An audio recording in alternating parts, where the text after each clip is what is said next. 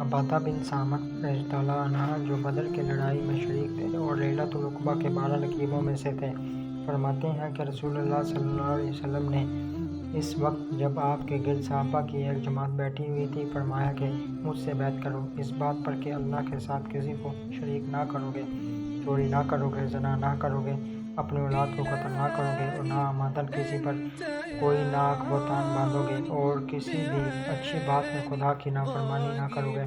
جو کوئی تم میں سے اس عہد کو پورا کرے گا تو اس کا ثواب اللہ کے ذمہ ہے، اور جو کوئی ان بری باتوں میں سے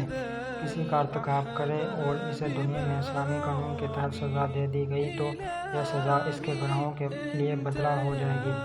اور جو کوئی ان میں سے کسی بات میں مبتلا ہو گیا اور اللہ نے اس کے گناہ کو چھپا لیا تو پھر اس کا معاملہ اللہ کے حوالے ہے، اگر چاہے معاف کرے اور اگر چاہے سزا دے دے۔ عبادہ کہتے ہیں کہ پھر ہم سب نے ان سب باتوں پر آپ صلی اللہ علیہ وسلم سے بیعت کر لی۔